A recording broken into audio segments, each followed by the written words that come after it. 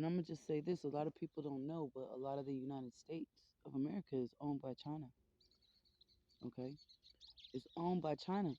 So when you picking a fight with China, you got to remember at any time they could come in and revoke things. We've gotten a lot of loans from China. They can say, "I want my loans," or "I'm coming to take these." You can't get comfortable in the freedom that Daddy God has established for you in this land if you're not worshiping Him, if you're not loyal to Him, if you don't belong to Him. You can't get comfortable. I see a lot of racist comments underneath YouTube videos about black people and different things. Listen, you think Daddy God doesn't see that? Why would you feel comfortable in that? What in you tells you that's okay to be a racist person, right? Feeling like your race is superior. Listen, the things of certain races that they've done in their history is being exposed.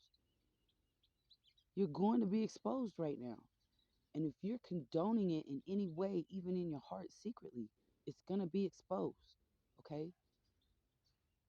There's been a lot of plots in America.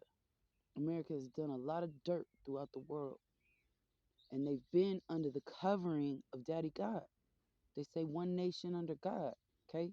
It doesn't say one race under God. It says one nation, meaning these races are working together under God, right?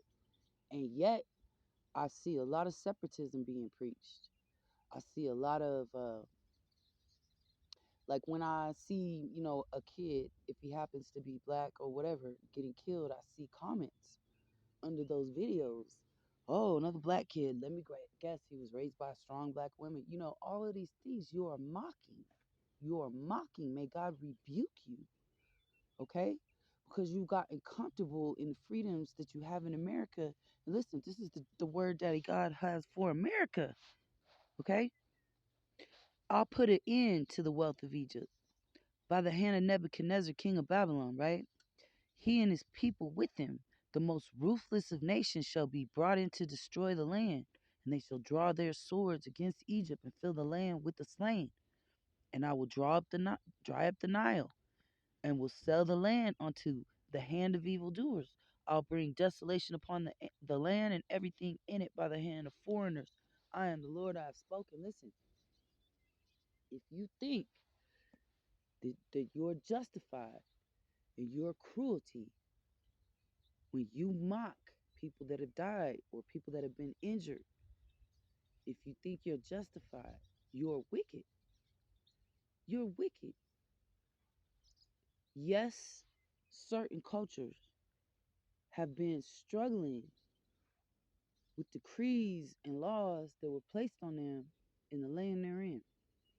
Okay? There has been plots and plans to maintain control over certain races. Okay? That is being destroyed at this time. And quite frankly, some of the races that feel they're superior are actually now minorities. There's nothing you can do about that. Know about it, plotting or planning is going to help you succeed to maintain your power because you were given power and you abused it. And Daddy God is a fair and just God. So as you're seeing certain things take place, don't be afraid if you're a child of God because it's all for his kingdom, it's all for his glory, right? But don't sit in a racist mindset. This is a warning. Don't sit in a racist mindset and think you can't be touched by God. You understand? He knows your heart. And if in your heart you purpose to do wicked towards somebody because of the color of their skin, you will be dealt with. That's the word of the Lord. That's the word of the Lord. I'm in Ezekiel 30, 10 through 12. And no, this isn't Egypt.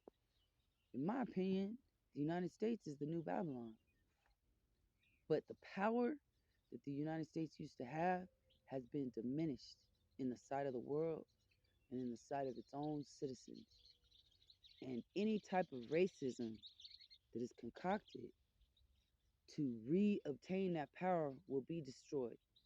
You will not re-obtain the power you had before. You did not do correctly with it what you were supposed to do. This is supposed to be the land of the free and the brave. That's not brave to sit behind a fake profile and speak darkness. That's cowardly, right? And you're being exposed. There's a movie that came out maybe 4 years ago, I want to say, and it was about this app that people downloaded, right? And it would say, "Are you a watcher or a player? Are you a watcher or a player?"